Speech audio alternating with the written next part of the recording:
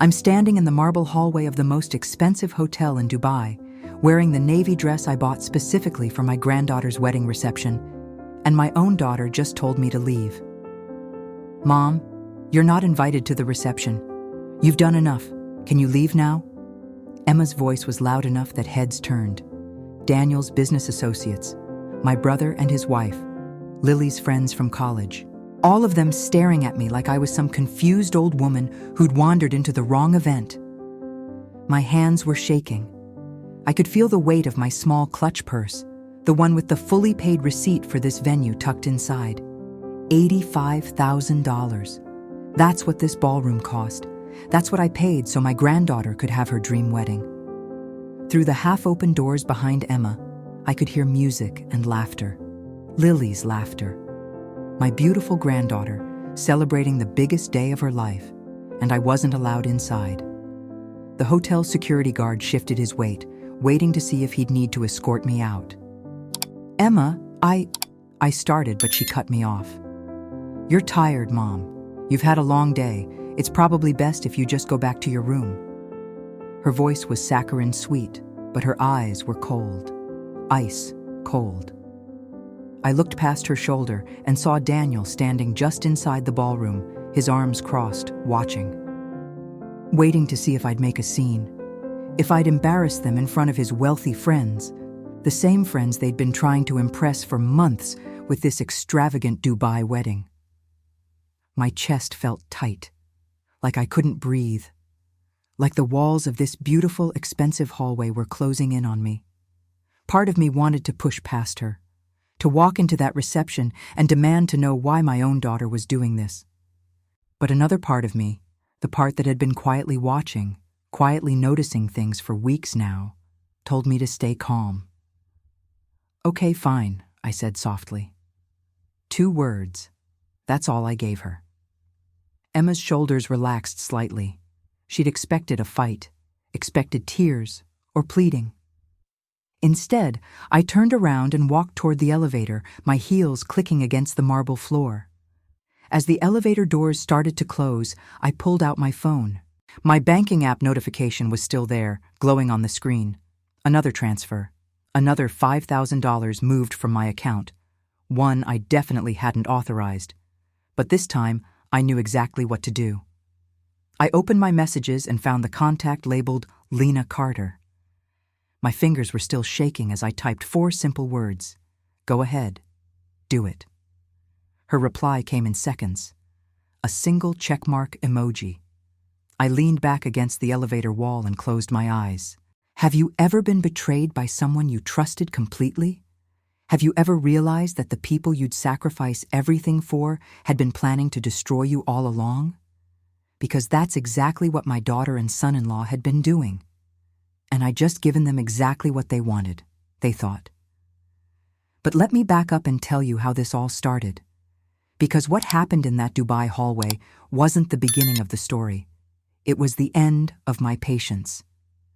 And the beginning of their reckoning. My name is Margaret Collins, but everyone calls me Maggie. I'm 68 years old, and up until 6 months ago, I thought I had everything figured out.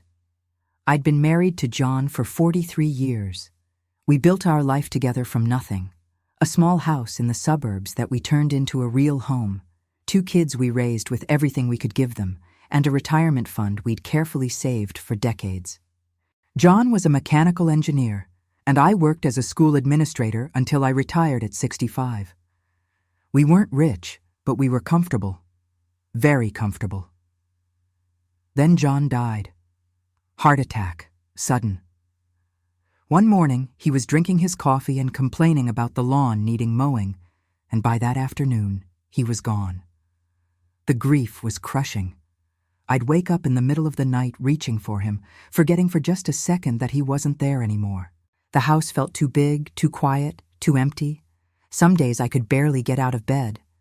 That's when Emma really stepped up. Or at least, that's what I thought at the time. Emma is my daughter, my youngest. She's 42, married to Daniel Harris for 8 years now. They live about 20 minutes away in one of those new development neighborhoods with the big houses and the perfect lawns. Emma always wanted that kind of life. The country club membership, the luxury car, the right address. She married Daniel because he seemed like he could give her that life. He ran some kind of consulting business that I never fully understood. My older son, Mark, lives 3 hours away with his family. He's quieter, more reserved. He called after John died, came to the funeral, checked in every couple of weeks. But Emma was there constantly. She'd show up with groceries. She'd sit with me while I cried. She'd help me sort through John's things, his clothes, his tools in the garage, the paperwork he'd always handled. I was so grateful. I kept telling her, "Honey, you don't have to do all this." And she'd smile and say, "Mom, that's what daughters are for." About a month after the funeral, Emma suggested we set up online banking for me. "It'll be easier, Mom. You can see everything right from your phone, and I can help you if you get confused about anything." I didn't think anything of it at the time. John had always managed our finances. I knew the basics, but he'd handled the details. So I let Emma help me set up the accounts, create passwords, download the apps. She even added herself as a secondary contact, just in case you ever get locked out or need help. Looking back now, I can see how carefully she planned it all. But back then, I was drowning in grief and gratitude. The first strange thing I noticed was about 3 months after John died. I was looking at my bank statement, just checking the balance, and saw a charge I didn't recognize. $500 to some hotel in the city. When I asked Emma about it, she barely looked up from her phone. "Oh, that's probably just a processing error, Mom. Or maybe it's a hold from that charity event you went to with Aunt Helen. Those places always do weird charges." I didn't remember any charity event, but my memory had been fuzzy since John died. Maybe Emma was right. Maybe I was forgetting things. Then there were the documents.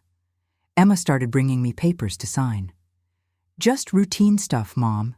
Estate planning. Making sure everything's organized so Mark and I don't have to deal with a mess later. She'd flip through the pages quickly, pointing to signature lines. Here and here and initial here. One time I tried to slow down and actually read what I was signing, and Emma got this tight little smile on her face. "Mom, we can go through every line if you want, but it's just standard legal language. The lawyer said it's all straightforward." The lawyer, I'd never met any lawyer, but Emma said she'd consulted with one to help me, and I believed her. Daniel started coming around more too. At first, I thought it was nice, my son-in-law checking on me. But there was something about the way he looked at my house, like he was measuring it, evaluating it. "You know, Maggie, this is a lot of house for one person," he said one afternoon, standing in my living room with his hands in his pockets. 4 bedrooms, big yard. Must be expensive to maintain." "I manage fine," I told him. "For now," he said and smiled. "But you're not getting any younger. Eventually you might want to think about downsizing, someplace easier, smaller." Emma jumped in quickly. "What Daniel means is that we want you to have options, Mom. We don't want you to feel stuck or overwhelmed." But that wasn't what Daniel had meant. I could hear it in his voice. He was already planning, already seeing my house as something he could sell. The real wake-up call came 2 weeks before they announced Lily's engagement. I was having coffee with my son Mark. He'd driven down for the weekend, and he said something that made my blood run cold. "So Emma told me you're thinking about moving into one of those assisted living places." I nearly dropped my mug. "What? I never said that." Mark frowned. "She told me you two had been talking about it, that you were having trouble keeping up with the house, and you wanted someplace with less responsibility." "Mark, I'm 68, not 98. I'm perfectly capable of taking care of my own house." He looked uncomfortable. "Emma made it sound like maybe you were having some memory issues, getting confused about things." Memory issues. Getting confused. That's what she was telling people. That's how she was setting the stage. That night, I lay in bed, staring at the ceiling, my heart pounding. I thought about the bank charges, the papers I'd signed without reading, Daniel's comments about my house, Emma's constant presence, her helpful suggestions, her careful management of my life. And then I remembered something Lily, my granddaughter, Emma's daughter, had said to me a few weeks earlier. We'd been having lunch, just the two of us, and she'd mentioned wanting a big wedding someday. I'd smiled and said, "Well, when that day comes, Grandma will help make it special." Lily had gotten this odd look on her face. "Mommy says you probably won't remember my wedding anyway. She says your memory isn't what it used to be." At the time, I'd laughed it off. But lying there in the dark, those words took on a different meaning. They were positioning me as incompetent, as forgetful, as someone who couldn't be trusted to manage her own life, someone who needed to be taken care of, someone whose decisions could be questioned, someone whose money could be controlled. I got out of bed and went to my desk. I pulled out my last 3 bank statements and spread them on the kitchen table. And for the first time since John died, I really looked at them. Not just glanced, actually read them line by line. Hotel charges I didn't make, transfers to accounts I didn't recognize. Small amounts at first, 200 here, 300 there, then larger, 1,000, 2,000. Always with vague descriptions that could be explained away if I asked. My hands were shaking. My chest felt tight. But underneath the fear and the betrayal, something else was building. Anger. I wasn't confused. I wasn't forgetful. I wasn't incompetent. And I sure as hell wasn't going to let my own daughter rob me blind while pretending to care for me. That's when I decided. I wasn't going to confront them. Not yet. I was going to watch. Listen. Gather evidence. Figure out exactly what they were planning. Because if Emma thought she could use my grief against me, if she thought she could manipulate me into handing over everything John and I had built, she was about to learn something about her mother. I might be 68 years old. But I was far from helpless, and I was done being a victim. The next morning I did something I hadn't done in years. I got dressed, put on my good coat, and drove to the bank. Not to use the ATM, to actually go inside and talk to a real person. The branch was busy. People lined up at the teller windows, the constant beeping of the ATM machines in the corner. I walked up to the customer service desk, where a young woman with a name tag that read, Lena Carter, Financial Advisor, looked up and smiled. "Good morning. How can I help you today?" "I'd like to see my account statements," I said. "All of them, for the past year." Something in my voice must have caught her attention because her smile shifted from generic politeness to actual concern. "Of course. Do you have your account number, or can I look you up by name?" 10 minutes later, I was sitting in a small glass-walled office while Lena pulled up my accounts on her computer. I watched her face carefully as she scrolled through the transactions. Her expression didn't change much, but I saw her eyes narrow slightly. Just for a second. "Mrs. Collins, I see you have online access set up. Have you been monitoring your accounts regularly?" "Not as carefully as I should have been," I admitted. "My husband passed away 6 months ago. He always handled the finances." Her expression softened. "I'm so sorry for your loss." She turned the monitor slightly so I could see it better. "Let me print out your statements for the past 12 months. Would you like to review them here, or would you prefer to take them home?" "Both," I said. "I'd like to look at them now, and I'd like copies to take with me." While the printer hummed in the corner, Lena pulled up a different screen. "Mrs. Collins, I'm also seeing that you have a secondary account holder listed, Emma Harris. Is that correct?" My stomach tightened. "She's my daughter. She helped me set up the online banking after my husband died." Lena nodded slowly. "And you're aware that as a secondary account holder, she has full access to make transfers and withdrawals?" The room suddenly felt very cold. "Full access?" "Yes, she can move money, make payments, anything you can do, she can do as well." Lena's voice was carefully neutral, but her eyes were watching me closely. "Is that what you intended when you set up the account?" I couldn't speak for a moment. I'd thought Emma was just listed as an emergency contact. Someone who could help me if I got locked out or forgot a password. I had no idea she had complete control. "No," I finally said. "That's not what I intended." Lena handed me the stack of printed statements. "I think you should review these carefully. And Mrs. Collins? If you have any concerns about unauthorized transactions, we have resources to help. We take financial elder abuse very seriously." Financial elder abuse. The words hit me like a physical blow. I took the statements home and spread them across my dining room table.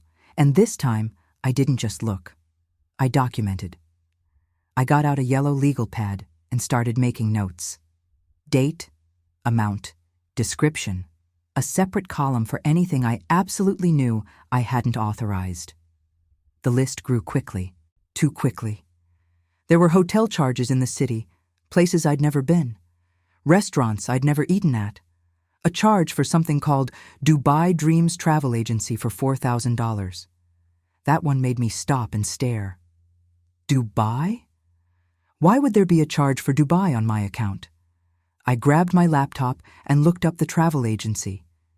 It was a luxury vacation planning service, specializing in once-in-a-lifetime destination weddings and events. Destination weddings. My heart was racing now. I opened my phone and scrolled back through my text messages with Emma, found the one from 2 weeks ago. "Mom, amazing news! Lily is engaged. She and Marcus want to have their wedding in Dubai. How incredible is that? Don't worry about the cost. We're handling everything.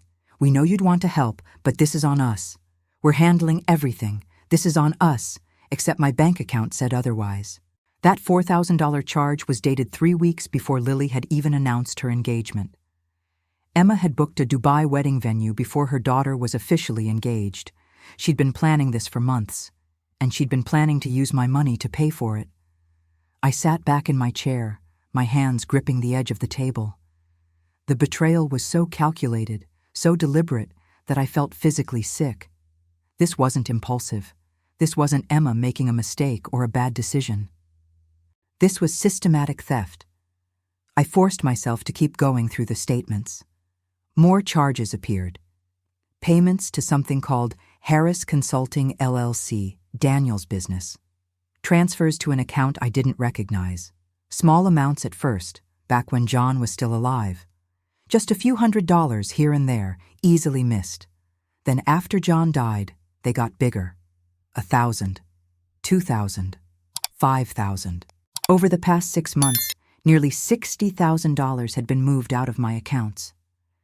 $60,000. I felt like I couldn't breathe. The room was spinning. These were my children. Emma was my daughter.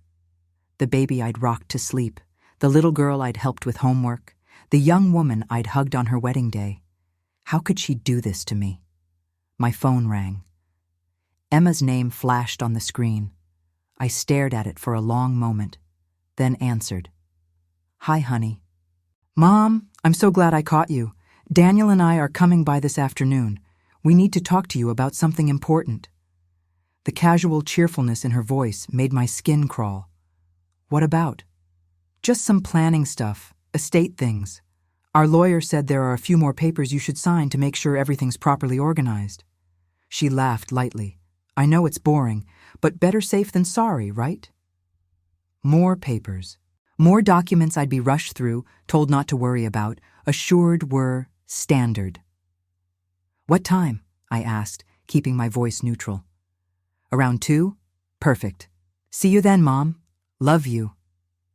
She hung up before I could respond. I looked at the statement spread across my table, at my legal pad covered in notes, at the evidence of months of systematic theft. Then I looked at the clock. It was 11 in the morning. I had 3 hours. I called the bank back and asked for Lena Carter. "Mrs. Collins," she answered. "Did you have questions about your statements?" "Yes," I said. "A lot of questions, and I think I need help." When Emma and Daniel arrived that afternoon, I was waiting for them in my living room. I'd cleared away all the bank statements, hidden my notes. My laptop was closed. The house looked exactly as it always did. Comfortable, lived in, the home of a grieving widow who was maybe a little lonely, maybe a little overwhelmed. Emma kissed my cheek. Daniel nodded and sat in John's favorite chair without asking. That small gesture, him sitting in my dead husband's chair like he already owned it, made my jaw clench. "So, Mom, we wanted to talk to you about Lily's wedding," Emma started, pulling out her phone. "It's going to be absolutely incredible. Dubai, can you imagine? The venue is this gorgeous beachfront resort, very exclusive." "It sounds expensive," I said carefully. "Oh, it is. But like I told you, we're handling it." Emma smiled.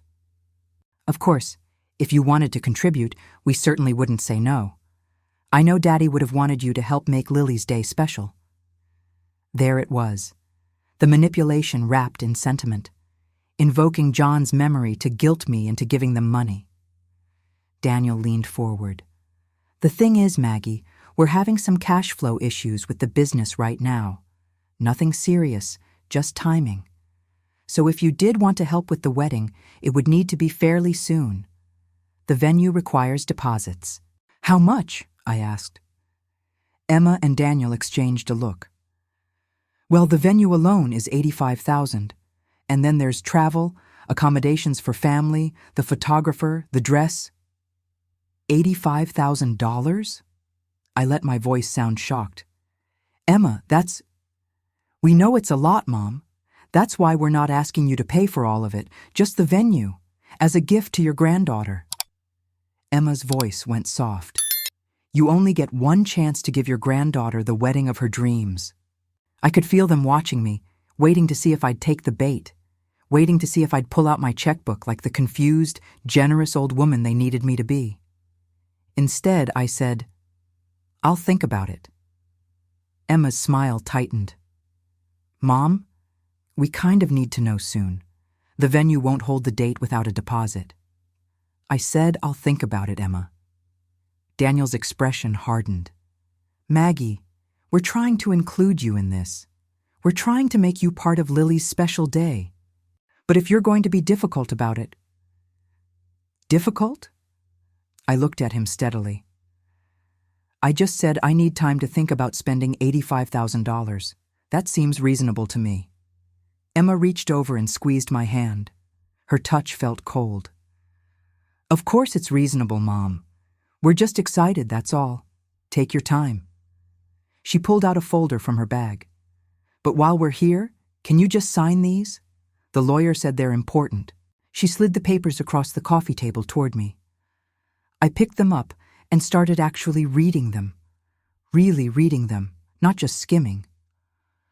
"Mom, they're just standard estate documents," Emma said, a slight edge creeping into her voice. "Then you won't mind if I read them," I replied, not looking up. The silence in the room was thick. I could feel their frustration, their impatience. I was supposed to trust them. I was supposed to sign without question. I was supposed to be easy to rob. The documents were dense with legal language, but certain phrases jumped out. Transfer of property ownership. Healthcare power of attorney. Revocable living trust with Emma Harris as primary trustee. They wanted me to sign over control of everything. My house, my accounts, my medical decisions, everything. I set the papers down. "I'll need to have my own lawyer look at these before I sign anything." Emma's face went pale, then flushed red. "Your own lawyer?" "Mom, we already had a lawyer review them. Why would you need another one?" "Because they're my assets," I said quietly, "and I want my own lawyer to explain them to me." Daniel stood up abruptly. "This is ridiculous. Maggie, we're trying to help you. We're trying to make sure you're protected. But if you're going to treat us like we're—" "Like you're what?" I met his eyes. "Like you're trying to take advantage of me?" The words hung in the air. Emma's mouth opened, then closed. Daniel's face went hard. "Mom, how can you say that?" Emma's voice cracked, and I couldn't tell if the emotion was real or performed. "After everything we've done for you, after all the time I've spent helping you, taking care of you, and this is how you repay me?" She was good. I had to give her that. She'd shifted from manipulation to hurt in seconds, making me feel guilty for protecting myself.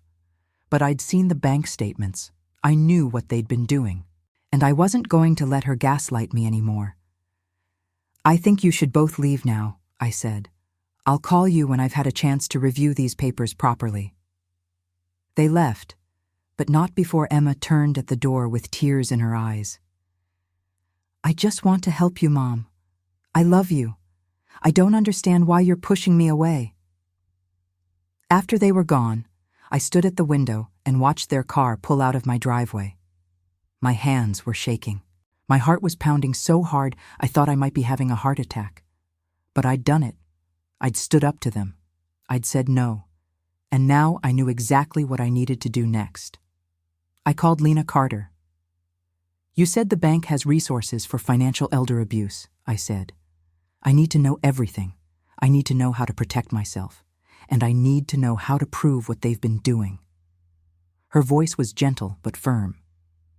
"Mrs. Collins, I'm going to connect you with our fraud investigation team. And I'm also going to give you the number for an attorney who specializes in elder law. You're going to need legal help." "Will it be expensive?" I asked. "Mrs. Collins, you have over $400,000 in various accounts. I think the real question is, how much are you willing to lose if you don't fight back?" That night, I couldn't sleep. I lay in bed thinking about Emma as a little girl. Emma learning to ride a bike. Emma's high school graduation. Emma's wedding day, when she'd hugged me and said, "Thank you for being the best mom in the world." When had it changed? When had I stopped being her mother and started being her retirement plan? My phone buzzed with a text. "Emma. Mom, I'm really hurt by how you treated us today. We're just trying to help. I thought you trusted me. I guess I was wrong." I stared at the message. The manipulation was so clear now. The guilt trip, the emotional pressure, the implication that I was the problem, not her. I didn't respond. Instead, I opened my notes app and started typing everything I could remember. Every conversation, every document she'd asked me to sign, every strange charge on my accounts, every time she'd implied I was forgetful or confused. Because this wasn't just about stopping them anymore. This was about protecting myself completely. And I had a feeling things were about to get much, much worse before they got better. The attorney Lena recommended was named Patricia Nguyen. Her office was in a modern building downtown, all glass and steel. When I walked in for our first meeting, I was carrying a folder that had grown to 3 inches thick. Bank statements, documents Emma had given me to sign, printed emails, text messages, everything I'd been collecting. Patricia was younger than I expected, maybe in her early 40s, with sharp eyes and a direct manner that I immediately appreciated. She didn't waste time with small talk. "Mrs. Collins, tell me everything." So I did. I told her about John's death, Emma's sudden helpfulness, the online banking setup, the strange charges, the papers I'd almost signed. I told her about the Dubai wedding deposit made before Lily was even engaged. I told her about Daniel sitting in my husband's chair like he already owned my house. Patricia took notes, her expression growing more serious with each detail. When I finished, she sat back in her chair and looked at me directly. "Mrs. Collins, what you're describing is textbook financial exploitation of a vulnerable adult. Your daughter and son-in-law have been systematically positioning themselves to take control of your assets, likely with the intention of either draining them slowly or forcing you into a situation where you have no legal standing to stop them." Hearing it said out loud, in such clinical terms, made my chest tight. Can they be prosecuted? Possibly. But prosecution is tricky, especially in family situations. What we need to focus on first is protecting you and your assets immediately. She pulled out a legal pad. "Here's what we're going to do. First, we're removing your daughter's access to your accounts. All of them. Today. Second, we're going to get you a medical evaluation from an independent physician to document that you are of sound mind and fully capable of managing your affairs. Third, we're going to audit every document you sign to determine what's legally binding and what can be challenged." "What if Emma finds out?" I asked. What if she what? Gets angry? Patricia's voice was firm. Mrs. Collins, your daughter has already stolen $60,000 from you. She's already tried to manipulate you into signing over your house and medical power of attorney. The question isn't what will happen if she finds out you're protecting yourself. The question is, what will happen if you don't? She was right. I knew she was right. But it still felt like I was betraying my own child. Patricia must have seen something in my face because her expression softened slightly. I know this is hard. These cases always are. But your daughter made her choices. Now you need to make yours. Over the next 2 weeks, I became someone I barely recognized. Someone careful, someone strategic. Someone who smiled at Emma's phone calls while taking notes on everything she said. I went to 3 different doctors for independent evaluations. All of them concluded the same thing. I was mentally sharp, fully competent, showing no signs of cognitive decline. Patricia said those reports would be crucial if Emma tried to challenge any legal actions I took. I also hired a private investigator. His name was Tom Brennan, a former police detective who specialized in financial fraud cases. He looked like somebody's grandfather, white hair, gentle smile, but his eyes were sharp and calculating. Here's what I need, I told him at our first meeting. I need to know exactly what my daughter and son-in-law have been doing with my money. I need documentation, evidence, something that can't be explained away. Tom nodded. I'll start with a full financial forensic audit. Bank records, credit card statements, property records, business filings. If they've been using your money, there will be a trail. How long will it take? 2 weeks, maybe 3. These things take time to do right. He looked at me seriously. Mrs. Collins, I need you to understand something. If I find what I think I'm going to find, this is going to hurt. These are your children. Are you sure you want to know? I thought about Emma's fake tears, Daniel's cold eyes, the $85,000 they wanted for a wedding they'd already paid for with my money. I'm sure. Meanwhile, Emma was calling me constantly. At first, her calls were apologetic. Mom, I'm so sorry about the other day. We didn't mean to pressure you. Take all the time you need to think about the wedding contribution. But as days passed and I kept making excuses not to see her, her tone changed. Mom, are you avoiding me? I've called 3 times this week and you keep saying you're busy. What's going on? Nothing's going on, honey. I've just had some appointments. What kind of appointments? Her voice was sharp now, suspicious. Doctor's appointments, routine checkups. That was true, technically. I just didn't mention that the doctors were evaluating my mental competency. Are you okay? Is something wrong? The fake concern in her voice made me want to scream, but I kept my tone light and normal. I'm fine, Emma, just being responsible about my health. One afternoon, I came home from meeting with Patricia to find Emma's car in my driveway. My heart started racing. I'd been so careful about hiding all my documents, but what if I'd left something out? What if she went through my things? I walked into my house to find Emma in my kitchen, putting away groceries. Hi, Mom. I thought I'd surprise you. Picked up some things from that store you like. She smiled brightly, but her eyes were scanning the room, taking in every detail. That's very sweet, honey, but you should have called first. I did call. You didn't answer. She moved into the dining room, and I saw her gaze sweep across my table, my desk in the corner. You sure have been hard to reach lately. I told you, I've been busy. Emma picked up my mail from the side table, flipping through it casually. Anything interesting? I felt a spike of panic. Had Patricia sent any documents here? I couldn't remember. Just bills and junk mail, the usual? Emma set the mail down and turned to face me fully. Mom, I need to ask you something, and I need you to be honest with me. Are you upset with me about something? Of course not. Then why are you being so distant? Why won't you sign the estate papers? Why are you avoiding me? Her voice had risen, and I could see real fear in her eyes. She was losing control of the situation, and she knew it. "Emma, I'm not avoiding you. I'm just being careful. Those papers are important. I want to understand them fully before I sign anything. But I explained them to you, and I want my own lawyer to explain them to me too." I kept my voice steady. "That's not unreasonable." Emma's hands clenched into fists at her sides. "Your own lawyer, right, because you don't trust your own daughter." "It's not about trust." "It's exactly about trust," she was shouting now. "I have done nothing but try to help you since Dad died, nothing but take care of you and make sure you're okay. And this is how you repay me? By acting like I'm trying to steal from you?" The accusation hung in the air. She'd said it out loud, the thing we'd both been dancing around. "I never said you were stealing from me," I said quietly.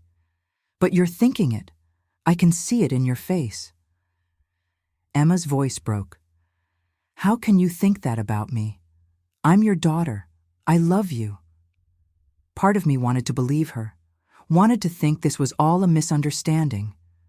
But I'd seen the bank statements. I knew the truth. "If you love me, then you'll understand why I need to be careful," I said.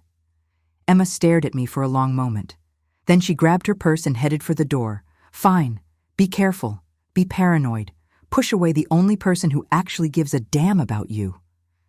She turned back, her face twisted with anger. "But don't come crying to me when you're alone and confused and there's nobody left to help you." The door slammed behind her. I stood in my kitchen, shaking. That was a threat, a clear, direct threat. If I didn't cooperate, she would abandon me, leave me alone, isolated. Except I wasn't alone anymore. I had Patricia. I had Tom. I had Lena at the bank. I was building a network of people who actually had my best interests at heart. My phone buzzed. A text from Emma. "I talked to Mark. We both think you're not thinking clearly. You're not yourself lately, Mom. Maybe we need to have you evaluated." There it was, the escalation I'd been expecting. If I wouldn't willingly give them control, they'd try to have me declared incompetent. I screenshot the text and forwarded it to Patricia with a note. "It's starting." Her reply came within minutes. "Perfect. We can use this. Don't respond to her. Let her keep texting." Tom's report arrived 10 days after Emma's kitchen confrontation. He came to my house in person to deliver it, his expression grim. "Mrs. Collins, you might want to sit down." I sat. "Your daughter and son-in-law have been accessing your accounts for over 2 years, he began. "It started small, a few $100s here and there, always timed around holidays or your husband's medical expenses, so they'd be easy to overlook. After your husband died, the amounts increased dramatically." He opened his folder and pulled out a spreadsheet. "In total, they've taken approximately $97,000 from your accounts. The Dubai wedding venue was paid for entirely with your money, $85,000. An additional $12,000 has gone to paying Daniel's business debts, Emma's credit cards, and personal expenses. $97,000. Nearly $100,000. But here's where it gets worse," Tom continued. "I found documents showing they've been planning this for at least 3 years. I have emails between Emma and Daniel discussing your finances, your assets, and their strategy for gaining control after your husband died. There are also emails to a lawyer about having you declared mentally incompetent if you refuse to cooperate voluntarily." My hands went numb. "They were planning this while John was alive." "Yes, and there's more." He pulled out another document. "Daniel's business is bankrupt. He owes over $200,000 to various creditors. He's been using your money to keep his business afloat and maintain their lifestyle. The Dubai wedding isn't just about Lily. It's about impressing his potential investors, making it look like he comes from money, like he's successful." The room was spinning. I couldn't process it all. The betrayal wasn't just financial. It was calculated, premeditated. They'd been planning to rob me for years. "What about the papers Emma wanted me to sign?" I asked. The estate documents would have made her primary trustee of all your assets and given her power of attorney for medical and financial decisions. Essentially, you would have signed away all control of your life. She could have committed you to a facility, sold your house, liquidated your accounts, and you would have had almost no legal recourse. I couldn't speak. I couldn't breathe. Tom's voice was gentle. Mrs. Collins, I've been doing this work for 20 years. I've seen a lot of bad people do terrible things, but your daughter and son-in-law, what they've done to you is among the worst I've encountered. They haven't just stolen money. They've been systematically destroying your autonomy, your dignity, and your ability to protect yourself. What do I do? My voice came out as barely a whisper. You fight back, Tom said simply. You have everything you need. Documentation, evidence, proof of their intent. You can file criminal charges, civil suits, get restraining orders. You can make sure they never have access to you or your money again. That night, I sat in my bedroom with all the documents spread around me. Bank statements showing $97,000 stolen. Emails proving they'd been planning this for years. Medical evaluations proving I was mentally competent. Legal documents showing what they'd tried to make me sign away. I thought about Emma as a baby, her tiny hand wrapped around my finger. Emma on her first day of school. Emma crying on my shoulder after her first heartbreak. How had that little girl turned into someone who could do this? My phone rang. Emma again. I let it go to voicemail, then listened to the message. Mom, please call me back. We need to talk. Daniel and I are worried about you. Mark is worried too. We think you need help. Professional help. Please, Mom, we love you. We just want what's best for you. What's best for me? While they stole my money and planned to take everything else. I deleted the voicemail and opened my email, typed a message to Patricia. I'm ready. Let's do whatever needs to be done. All of it. Her reply came immediately. Tomorrow morning, my office. We'll start the process. I looked at the photo on my nightstand. John and me on our 40th anniversary, smiling, happy, unaware that in just a few years, our daughter would be planning to steal everything we'd built together. I'm sorry, honey, I whispered to his photo, but I have to do this. I have to protect what we built. I have to protect myself. And I knew, sitting there in the darkness of my bedroom, that the real battle was about to begin. Emma and Daniel thought they were winning. They thought I was just a confused old woman who could be manipulated and controlled. They were about to find out exactly how wrong they were. The morning after I decided to fight back, I walked into Patricia's office with a clear head and a determined heart. I wasn't the grieving widow anymore. I wasn't the confused old woman Emma wanted me to be. I was a woman protecting what was hers. First things first, Patricia said, pulling out a series of documents. We're going to revoke every bit of access Emma has to your accounts. Then we're going to move your primary assets into a protected trust that names you as the sole trustee. After that, we file fraud reports with the bank and submit all our evidence to the district attorney's office. Will they go to jail? I asked. Patricia's expression was careful. Possibly. Elder financial abuse is a felony in this state, but prosecution depends on a lot of factors. What I can guarantee is that we'll cut them off completely and you'll have legal protection. Do it, I said. All of it. Over the next week, my life became a whirlwind of legal paperwork and strategic planning. Patricia worked with Lena at the bank to freeze the accounts Emma had access to and move my funds to new protected accounts. We drafted a new will that explicitly excluded Emma and Daniel, leaving everything to Mark and eventually my grandchildren directly. We filed reports with Adult Protective Services and submitted a formal complaint to the police. Every document I signed felt like taking back a piece of myself, but I knew Emma would notice. The moment she tried to access my accounts and found herself locked out, she'd panic. So Patricia and I planned carefully. We timed everything for maximum impact. Here's what I'm thinking, I told Patricia during one of our meetings. Lily's wedding is in 6 weeks. Dubai. Emma keeps calling me about it, pushing me to confirm I'll pay for the venue. What if I let her think I'm going to? Patricia raised an eyebrow. You want to wait until the wedding? I want to let them dig their hole deeper. They've already paid for the venue with my stolen money. Let them keep planning, keep spending, keep thinking they've won. And then, right after the wedding, when they're most vulnerable, we pull the trigger on everything.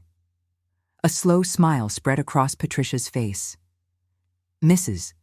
Collins, I have to say that's brilliant, and particularly fitting. They want to use your money to put on a show for their rich friends? Fine. Let them have their moment, and then we take it all away. Can we time the legal actions for right after the reception? I asked. We can time them for whenever you want. Once we file the criminal complaints and freeze all shared accounts, Emma and Daniel's credit cards will start declining. Their access to everything will disappear. We can coordinate with the bank to make it happen at a specific time. I thought about Emma kicking me out of the reception, about them using my money to impress Daniel's investors while treating me like an unwanted burden. Do it. Make it happen the night of the wedding. The tricky part was maintaining the illusion that nothing had changed. Emma called constantly, and I had to sound normal, cooperative, like the confused, generous mother she needed me to be. Mom, we need to finalize the payment for the venue, she said during one call. They're asking for the final deposit. How much? I asked, even though I knew they'd already paid it with my stolen money. $35,000. I know it's a lot, but Mom, this is Lily's dream wedding, your only granddaughter. I took a breath. Wire me the account information. I'll take care of it. The relief in her voice was palpable. Really? Oh, Mom, thank you. Thank you so much. Lily is going to be so happy. I hung up and immediately called Patricia. She wants another $35,000 for the venue they already paid for with my money.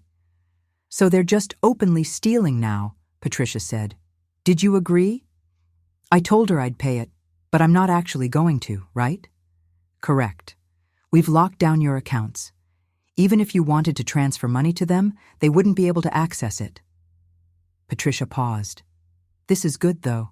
She just gave us more evidence of intent to defraud. Make sure you save that voicemail. I also had to deal with Mark. Emma had been calling him, trying to get him on her side. One evening, he called me, his voice concerned. Mom, Emma says you've been acting strange, that you won't sign important papers, that you're refusing to let her help you. Is everything okay? I had to be careful here. Mark was a good son, but he was also conflict avoidant. He wouldn't want to believe his sister was capable of stealing from me. Mark, I'm fine, I promise. I've just been taking care of some legal and financial things on my own, getting organized. Emma says you hired a lawyer. Is that true? Yes. After your father died, I realized I needed to make sure all my affairs were properly handled. That's not strange, is it? No, I guess not. But Emma seems really upset. She thinks you don't trust her. I closed my eyes. Mark, I love your sister. But these are my decisions to make, my life to manage. Can you understand that? He was quiet for a moment. Yeah, I can. Emma can be a lot sometimes. I get it. Thank you, honey. But 2 days later, Emma showed up at my house unannounced again. This time, Daniel was with her, and they weren't smiling. Mom, we need to talk, Emma said, pushing past me into the living room. Something weird is happening with your bank accounts. My heart started racing, but I kept my face neutral. What do you mean? I tried to check your balance yesterday, just to help you monitor things, and I couldn't access the account. It says I'm not authorized. She stared at me with hard eyes. Did you remove me? I reorganized my accounts, I said calmly. My financial advisor suggested it for security purposes. Your financial advisor? Daniel's voice was sharp. Since when do you have a financial advisor? Since I decided to be more careful with my money. Emma's face was flushed. More careful? Mom, I've been helping you for months. I've been managing everything for you, and now you just cut me out without even discussing it? They're my accounts, Emma. I don't need to discuss it. But I'm your daughter. I should have access in case of emergency. If there's an emergency, I have other people who can help me. The temperature in the room dropped. Daniel and Emma exchanged a look, and I could see the panic building. They were losing control, and they knew it. What other people? Daniel asked. Who have you been talking to? That's my business. Emma's voice rose. Mom, what is going on with you? You're acting paranoid. You're pushing us away. You won't let us help you. This isn't normal. There it was again.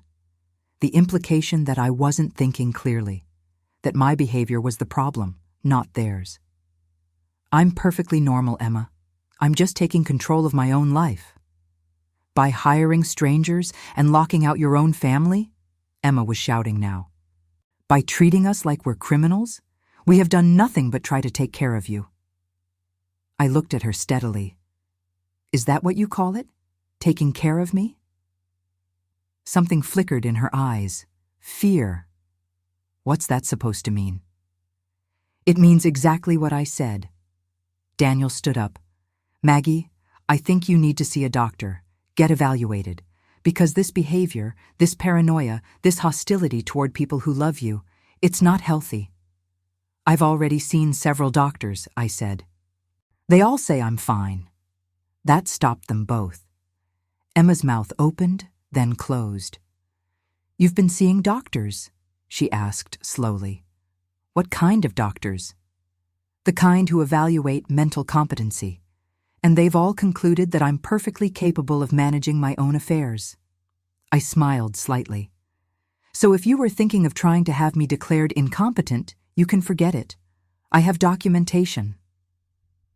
The silence was absolute. Emma's face went white, then red. She knew that I knew, and she knew she'd lost. Fine, she said finally, her voice cold.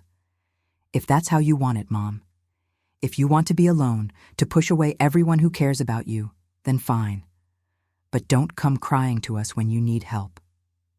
They left without another word. I stood in my living room, my whole body shaking with adrenaline. I'd done it. I'd confronted them without revealing the full extent of what I knew. I'd let them think it was just about the bank accounts, just about me being paranoid. They had no idea about the police reports, the fraud investigation, the evidence Tom had gathered, the legal actions Patricia was preparing. They had no idea that I'd already won. 2 weeks later, Emma called with surprising news.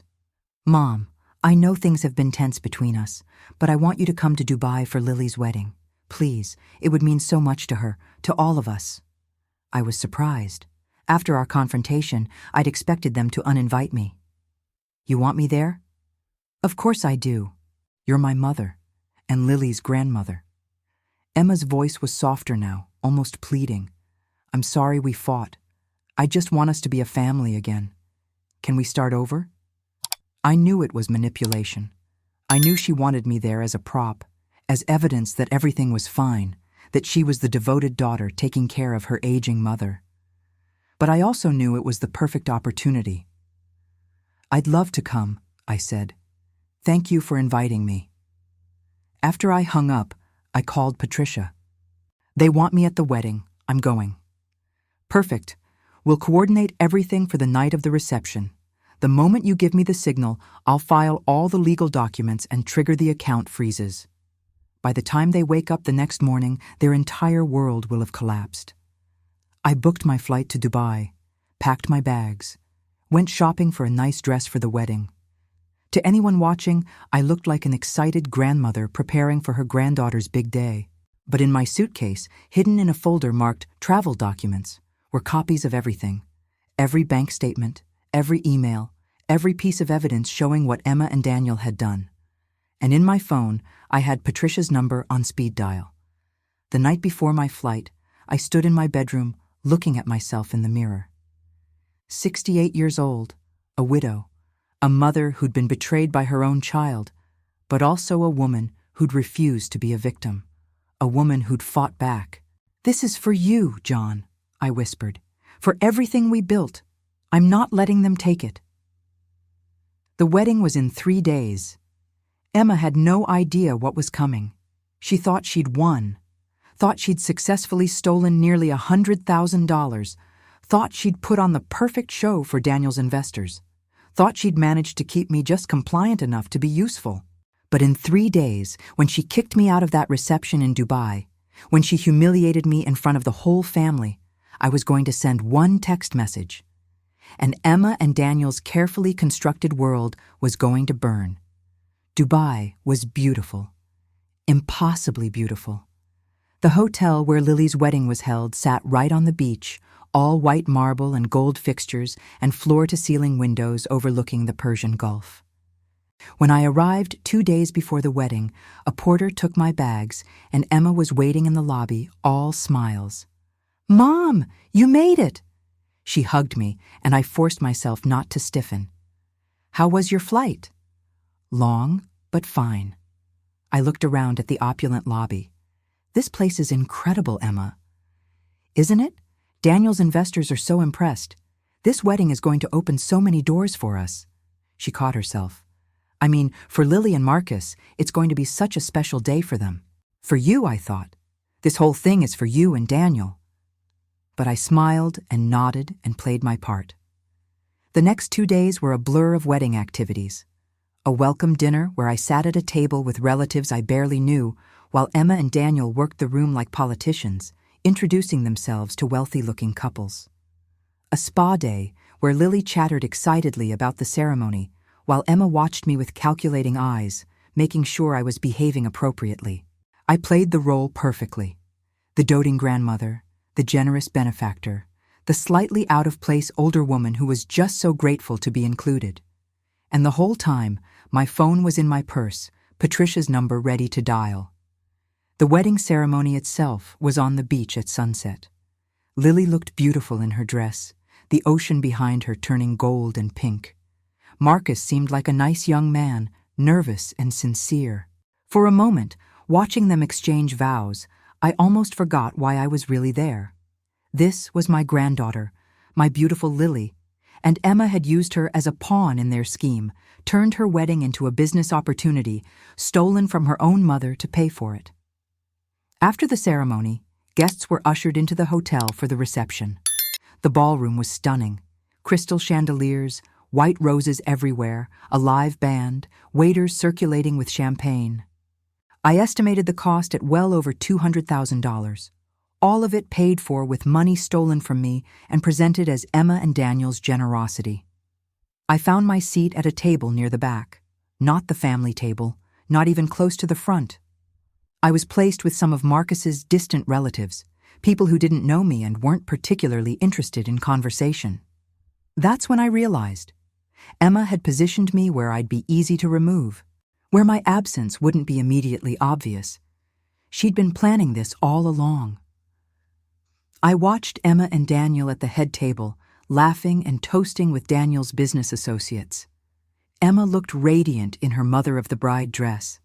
Daniel looked confident and successful. They were putting on the performance of their lives. And I was about to end it. Dinner was served, elaborate courses that I barely tasted. My heart was pounding. My hands were shaking. I kept my phone in my lap, waiting. After dinner, as people started moving toward the dance floor, Emma appeared at my table. Her smile was bright, but her eyes were cold. "Mom, can I talk to you for a minute?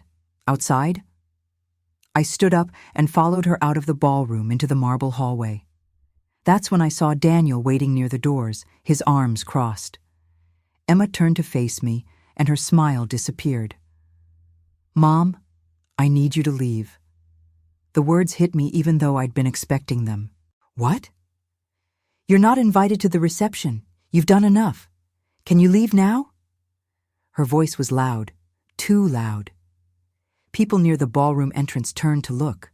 I saw some of Daniel's business associates glancing our way, whispering to each other.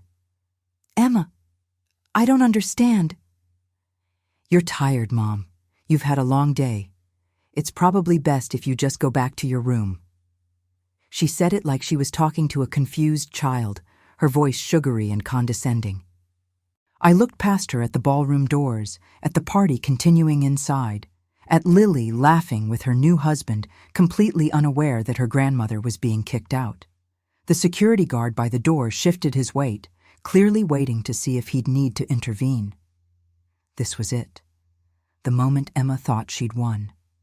The moment she could finally get rid of the inconvenient old woman and enjoy the party she'd stolen my money to throw. I could feel everyone staring, could hear the whispers. "Is that the bride's grandmother? I think she has dementia." Poor thing, probably doesn't know where she is. Emma had set it up perfectly, made sure people would think I was confused, incompetent, a problem to be managed. My chest felt tight, my hands were shaking. But underneath the humiliation, underneath the hurt, I felt something else. Clarity. I looked at my daughter, really looked at her, at the fake concern on her face, the calculation in her eyes. This wasn't my little girl anymore. This was a stranger who'd been systematically robbing me for 3 years, who'd planned this moment, this public humiliation, as the final proof that she was the responsible one and I was the burden. "Okay, fine," I said quietly. Emma's shoulders relaxed. She'd expected a fight, tears, pleading. Instead, I'd given her exactly what she wanted. I turned and walked toward the elevator, my heels clicking on the marble floor. Behind me, I heard Emma return to the ballroom, heard her bright voice saying something about Mom being tired from the travel. The elevator doors closed. I was alone. I pulled out my phone with shaking hands and opened my messages, found Lena Carter's number, typed 4 words, "Go ahead, do it." Her response came immediately, a checkmark emoji. Then I called Patricia. She answered on the first ring. "Mrs. Collins? I'm ready. File everything, now. Consider it done. The police reports go in within the hour. The account freezes trigger at midnight Dubai time. That's in about 4 hours. By tomorrow morning, they won't be able to access a single dollar." I closed my eyes. "Thank you." "Mrs. Collins, are you okay?" "I will be," I said, and meant it. I went to my room, changed out of my dress, and waited. Waited for the calls that I knew would start coming. Waited for Emma and Daniel's perfect evening to begin unraveling. The first call came at 2 a.m. Dubai time. "Emma." I let it go to voicemail. She called again, and again. By sunrise, I had 17 missed calls from Emma and 12 from Daniel. I listened to one voicemail. Emma's voice was panicked, desperate. "Mom, something's wrong with our credit cards. They're all declining. The hotel is saying there's a problem with payment. Call me back. Please, Mom, please." I deleted it. By the time I boarded my flight home the next day, I had 99 missed calls. I turned off my phone and slept the entire flight. Mark picked me up from the airport. His face was worried. "Mom, Emma's been calling me. She says something crazy is happening, that all her accounts are frozen, that the police contacted her, that—" He stopped. "Mom, what's going on?" "I'll explain everything," I said. "But first, I need you to drive me to Patricia Nguyen's office. My lawyer." "Your lawyer?" Mark looked confused. "Mom? Mark, I need you to trust me. Can you do that?" He studied my face, then nodded. "Okay, yeah, I trust you." 3 days later, I sat in my living room with Patricia beside me. Mark sat across from us, his expression carefully neutral, and Emma and Daniel stood near the door, looking like they wanted to run. They'd received the legal summons that morning. Mandatory family meeting regarding estate matters and criminal complaints was how Patricia had worded it. They'd had no choice but to come. Emma looked terrible. Her eyes were red and swollen. Her expensive clothes looked rumpled. Daniel's confident swagger was gone, replaced by barely controlled panic. "Mom, please," Emma started. "There's been some kind of mistake. Our accounts—" "Sit down," I said quietly. Something in my voice made them both freeze. Then, slowly, they sat on the couch. I picked up the first folder from the coffee table, opened it. Inside were copies of every bank statement showing unauthorized transfers. $97,000, I said. That's how much you've stolen from me over the past 3 years. It started while your father was still alive. Small amounts at first. Then after he died, you got bolder. Emma's face went white. Mom, I can explain. No. I kept my voice steady. You're going to sit there and listen. You've done enough talking. I pulled out the next document. These are emails between you and Daniel discussing my finances, planning how to gain control of my assets, talking about having me declared incompetent if I didn't cooperate. I read aloud. Once we get power of attorney, we can move her into a cheap facility and liquidate everything. The house alone should clear our debts. Those are your words, Emma, to your husband about your mother. Daniel tried to stand. This is ridiculous. Maggie, you're taking things out of context. Sit down, Patricia said sharply, or I'll have the police officer waiting outside come in and make you sit down. Daniel sat. I continued, pulling out document after document. Tom's forensic audit showing every stolen dollar. The medical evaluations proving my mental competency. The timeline showing they'd planned this for years.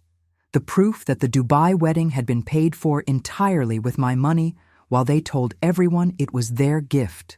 With each piece of evidence, Emma's face grew paler.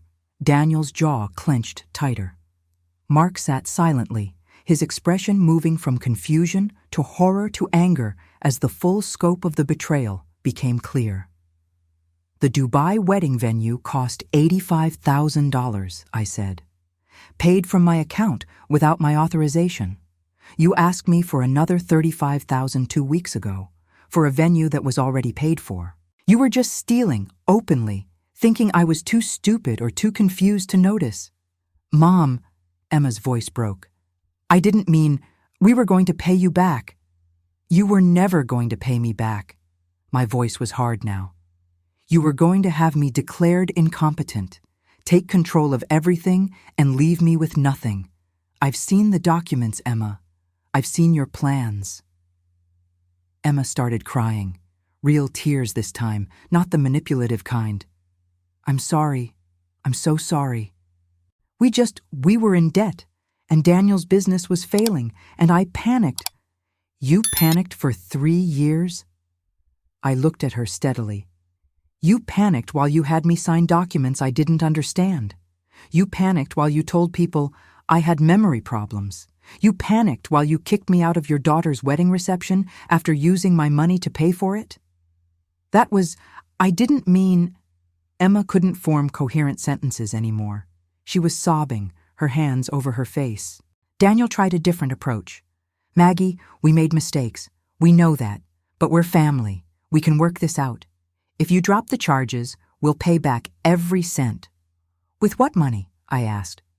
Your business is bankrupt. You're hundreds of thousands in debt. You've stolen nearly everything you could from me. Where exactly are you going to get the money to pay me back? He had no answer. I pulled out the final document. These are criminal complaints filed with the district attorney's office for elder financial abuse, fraud, and attempted exploitation of a vulnerable adult. These are civil suits for recovery of stolen funds and damages. And this is a restraining order preventing either of you from contacting me or coming within 500 feet of my home. The room was absolutely silent, except for Emma's crying. Patricia spoke up. Mr. and Mrs. Harris, you have 2 options. Option 1, we proceed with full criminal prosecution. You will both very likely go to jail. Your assets will be seized, your reputations will be destroyed. Option 2, you agree to a settlement. You repay Mrs. Collins $200,000, the stolen amount plus damages, over a structured payment plan. You accept the restraining order, you sign documents admitting to the fraud, and we recommend probation instead of jail time. $200,000? Daniel's voice cracked. We don't have... Then you sell your house, your cars, anything you bought with her money. Patricia's voice was ice cold. Or you go to jail. Your choice. Emma looked up at me, her face destroyed. "Mom, please. I know what we did was wrong. I know. But please don't do this. We're your family. Your daughter—" "My daughter died 3 years ago," I said quietly. "The woman who planned to rob her own mother, who lied and manipulated and stole, who kicked me out of a wedding I paid for, that's not my daughter. I don't know who you are anymore." "Mom, I'm not finished." My voice shook now, not with fear, but with anger, with hurt, with 3 years of betrayal finally coming out. "Do you know what the worst part is? Not the money, not even the lies. It's that every single day for months, you looked me in the eye and pretended to love me. You held my hand while I cried for your father and plotted how to steal from me. You called me Mom while discussing how to have me declared incompetent. You used my grief as a weapon against me." I stood up, my hands clenched at my sides. "You didn't just steal my money, Emma. You stole my trust, my sense of safety, my belief that my own children would protect me. You took everything that mattered and you destroyed it. For money, for your husband's failing business, for a wedding that would impress investors." Emma was sobbing so hard she couldn't speak. Daniel's face was in his hands. Mark spoke for the first time, his voice shaking with anger. "How could you do this? To Mom? After everything she's been through?" Emma couldn't answer. She just kept crying. I picked up the settlement documents and placed them on the coffee table. "You have 24 hours to decide. Sign these and accept the payment plan and probation, or Patricia proceeds with full prosecution." I looked at Patricia. "We're done here." Patricia stood. "Mr. and Mrs. Harris, you'll be hearing from my office tomorrow. Please leave now." They stood, Daniel supporting Emma, who could barely walk. At the door, Emma turned back one more time, her face ravaged. "Mom, I love you. Please, please don't do this." I looked at her for a long moment, at the daughter I'd raised, the woman who'd betrayed me. "If you loved me, you never would have done this in the first place." The door closed behind them. I stood in my living room, my entire body shaking. Mark came over and hugged me tightly. "I'm so sorry, Mom. I had no idea. If I'd known—" "You couldn't have known. They were very careful." I pulled back and looked at him. "I need you to understand something, Mark. I'm not doing this for revenge. I'm doing it because if I don't stop them now, they'll never stop. They'll keep taking until there's nothing left." "I know," Mark said quietly. "You're doing the right thing, and I'm here. Whatever you need." Patricia packed up her files. "Mrs. Collins, you did beautifully. You stayed strong, you presented the facts, and you gave them a choice. That's more than they deserve." After they left, I walked through my house, the house John and I had built our life in. The house Emma had wanted to take from me. I thought about Dubai, about standing in that hallway while my daughter kicked me out, about the humiliation, the hurt, the moment when I'd sent that text and taken control back. I pulled out my phone and looked at all those missed calls, 99 of them. 99 times Emma and Daniel had tried to reach me, panicking as their carefully constructed scheme collapsed around them. I deleted them all. Then I called Lena at the bank. "It's done. They have 24 hours to accept the settlement." "How do you feel?" she asked gently. I thought about it. Sad, angry, relieved, powerful. I paused. "Free." "Good," Lena said, "because you deserve all of those things, especially the last one." That night, for the first time since John died, I slept through the night without waking up, without reaching for him, without crying. I dreamed about Dubai, about that moment in the elevator when I'd sent the text that changed everything. But in the dream, I wasn't alone. John was standing beside me, his hand on my shoulder, his voice proud. "That's my girl," he said. "You protected what we built. You protected yourself." When I woke up, the sun was streaming through my bedroom window. My phone showed a message from Patricia. "They signed. Settlement accepted. It's over." It was over. Emma and Daniel had chosen probation over jail. They'd agreed to pay back every cent, even if it took them years. They'd accepted the restraining order. They'd admitted, in writing, to everything they'd done. I got out of bed and made coffee, looked out at my garden, at the life I'd fought to protect, and I smiled. Because I'd won. Not because I'd destroyed them, but because I'd saved myself. 6 months after Dubai, I was sitting in my kitchen drinking coffee when my doorbell rang. I opened it to find Lily standing there, her eyes red from crying. "Grandma, can we talk?" I hadn't seen my granddaughter since the wedding. Emma had told her some version of events, probably one where I was the villain, and Lily had kept her distance. But now she was here, and she looked broken. "Come in, sweetheart," I said. We sat at my kitchen table, and Lily started crying. "Mom told me you had memory problems, that you were confused and making false accusations. But then I saw the court documents. Grandma, I saw what they did, what they stole." She looked up at me with devastated eyes. "They used my wedding. They used me." I reached across the table and took her hand. "Lily, none of this is your fault. You didn't know." "But I should have known. I should have seen." She broke down completely. "They stole from you. My own mother stole from you. And they used my wedding as part of their scheme. How am I supposed to live with that?" "The same way I'm living with it," I said gently. "One day at a time. You deal with the hurt, you accept what you can't change, and you decide who you want to be moving forward." Lily stayed for 3 hours. I told her everything, not to hurt her, but because she deserved the truth. By the time she left, we'd both cried, but we'd also started healing. She still sees Emma.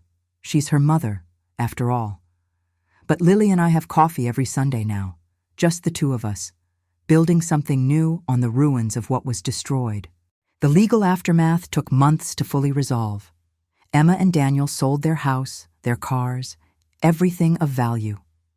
They moved into a small apartment across town and started making monthly payments on the settlement. It'll take them 15 years to pay back the full $200,000, assuming they never miss a payment. Daniel's business officially declared bankruptcy. The investors he'd been trying to impress at Lily's wedding pulled out completely once the fraud case became public. He works at a consulting firm now, making a fraction of what he used to earn. Emma got a job at a department store. I heard through Lily that she cries a lot, that she keeps trying to find ways to contact me, to apologize, to make things right. But the restraining order holds, 500 feet at all times. It's better that way. Mark asked me once if I ever regretted pressing charges, if part of me wished I'd just let it go, kept the family together. "There is no family to keep together," I told him. "Family doesn't steal from each other. Family doesn't exploit grief. What Emma and Daniel did destroyed our family long before I filed those police reports. I just made the destruction official." He nodded slowly. "I'm proud of you, Mom, for fighting back, for being strong." I didn't feel strong, I admitted. I felt terrified most of the time, but I did it anyway. As for me, I sold the big house. Too many memories, too many rooms that echoed with what used to be. I bought a smaller place near the beach, just like I'd imagined. Every morning, I wake up and the first thing I see through my bedroom window is the ocean, stretching out forever and full of possibility. I volunteer twice a week at a senior center, teaching financial literacy classes. Know your accounts, I tell the other elderly women who attend. Know who has access. Don't let grief or loneliness make you vulnerable. Trust your instincts when something feels wrong. Last week, a woman in her 70s approached me after class. "My son keeps asking me to sign papers," she said quietly. "He says it's for my own good, but something feels off." "Then don't sign," I told her. "Get your own lawyer. Have everything evaluated independently. If he loves you, he'll understand. If he doesn't understand, that tells you everything you need to know." She came back this week to tell me she'd hired a lawyer and discovered her son had been slowly draining her accounts for 2 years. She was filing charges. "Thank you," she said, crying. "If you hadn't shared your story, I never would have checked. I would have just kept trusting him until there was nothing left." That moment, that's why I fought back. Not just for me. For every older woman who's being manipulated by people who are supposed to love them. For every widow who's told she's confused when she's actually being robbed. For every mother who's made to feel guilty for protecting herself. I'm 79 now. Next month, I'll be 69. I have good days and bad days. Some mornings I wake up and I'm angry all over again. Angry at Emma for what she did. Angry at myself for not seeing it sooner. Angry at the unfairness of it all. But most days, I wake up and I'm grateful. Grateful I found the courage to fight back. Grateful for Mark and Lily and the relationships that survived. Grateful for Patricia and Lena and Tom and everyone who helped me when I needed it most. Grateful that I protected what John and I built together. I'm not the same person I was a year ago. That grieving, trusting widow is gone. In her place is someone harder, more careful, less willing to be used.